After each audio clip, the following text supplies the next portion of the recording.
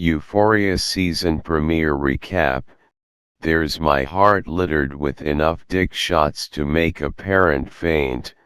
Sam Levinson's teen drama Euphoria painted Gen Z, played here by a bunch of attractive actors in their mid-20s, as the most terrifying generation yet.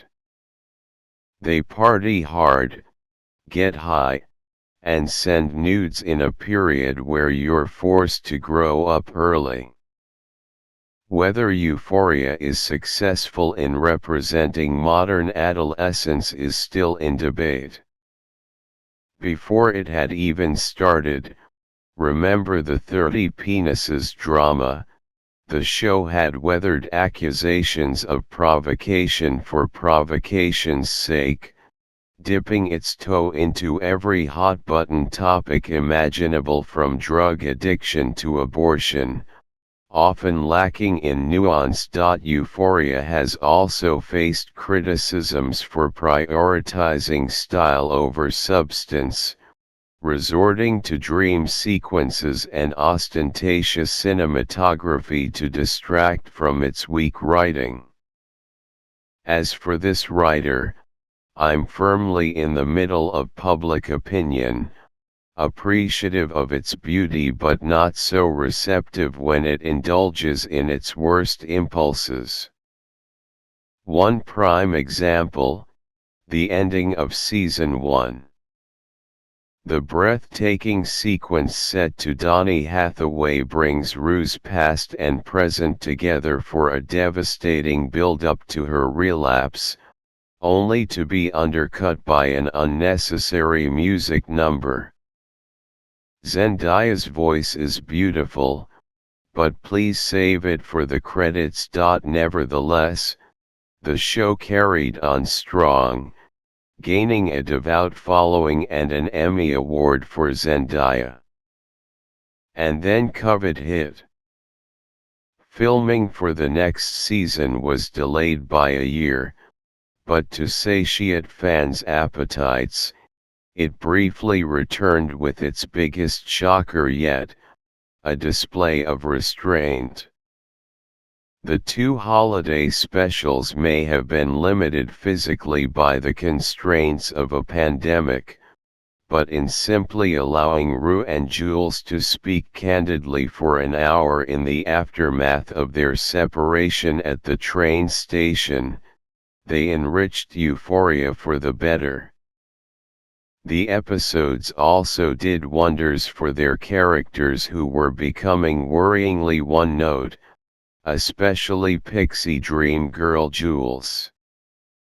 In a surprise change of pace, Euphoria had delivered its finest episodes yet. My concern going forward, then, was if Euphoria would be able to reconcile the tender delicacy of the specials with its extravagant default mode. That question is answered immediately in its first episode back, with a slow-motion sequence involving a strip club, 2 gunshots to the thighs, and, naturally, an exposed penis. It looks like the specials were truly a one-time thing. But at least it's the Fesco episode. A fan favorite and the only major character who doesn't come from a middle-class background, his episode has been long overdue. In his backstory, we're introduced to his grandmother, Catherine Narduxy, stealing the episode from minute 1, who rescues him from his abusive father and brings him into her drug deals. In a series where teens act older than their age, Fez has been saddled with adult responsibilities far longer than everyone else. He's not a kid or a grandson, but a business partner. And on top of his family's dealing operations, Fez is also forced to take care of the new baby he suddenly finds in their living room, christened as Ashtray after he eats a cigarette. From childhood to now, Fez has always carried the burden of responsibility without a word of complaint, and so it's in his nature to take Rue along for a meeting with a replacement dealer following Mouse's death. There's a double-edged quality to Fez's care. He calls Rue his family, but he's also his drug dealer, afraid to admit that he supplied her addiction. And though he tries to keep Rue away from danger in his car with heroin user Faye, she gets pulled into it anyway in an escalated repeat of her encounter with Mouse in Season 1.